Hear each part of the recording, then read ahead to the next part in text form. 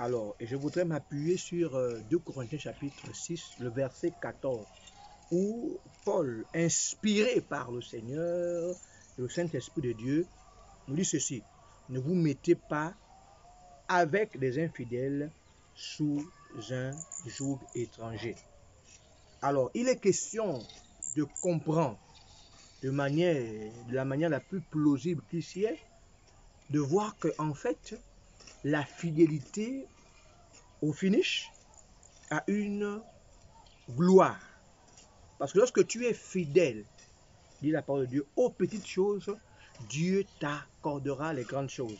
Et rassurez-vous que la Bible nous dit ceci: ce sont les petits renards qui ravagent de grandes vignes.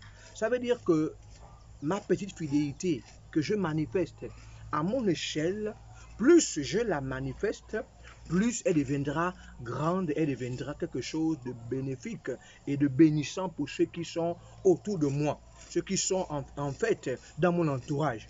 Alors la fidélité n'est pas de peu d'importance. La fidélité est récompensée par Dieu au fur et à mesure que je la manifeste dans ma vie chrétienne. Je peux être fidèle dans les finances avec ça. Je peux être fidèle dans le cadre de mon service, dans le cadre de mon attachement. Et Dieu qui est dans le lieu secret, dit la parole de Dieu, voit ça et il me le rendra au temps convenable. En fait, la fidélité est cette semence par laquelle je plante dans ma vie des racines qui seront pour la suite une tour ou des tours inébranlables. Alors on ne mesure pas que chaque fois que je suis fidèle, ne fût-ce qu'à la prière matinale, à la prière du soir, lorsque je suis fidèle dans le cadre de l'entretien de la maison de Dieu, donc du temple qui me permet de pouvoir adorer Dieu. Bien aimé, c'est ce qu'on appelle des charbons ardents que je suis en train d'amasser sur ma tête, parce que le Seigneur ne sera pas indifférent quant à ma fidélité, prolonger ma fidélité légendaire.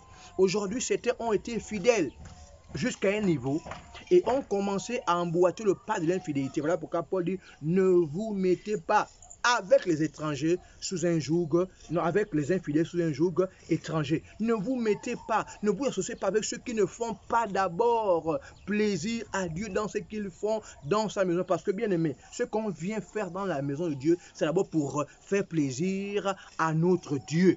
Ce n'est pas à un homme, ce n'est pas à un pasteur. Que je ne sois pas fidèle parce que le pasteur voit, écoute et me suit. Non, je dois être fidèle parce que le Dieu tout-puissant, créateur du ciel et de la terre, est là.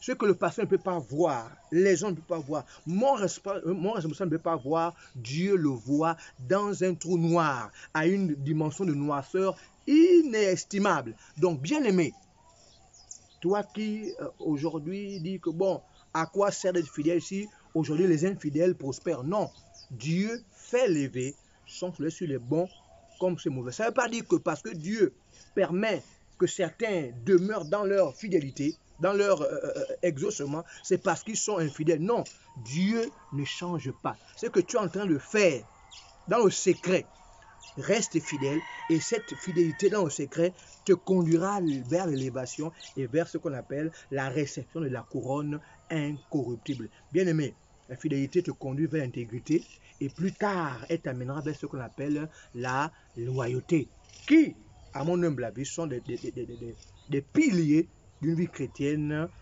glorieuse et victorieuse. Que Dieu, mais alors là, vous bénisse de la plus grande des manières.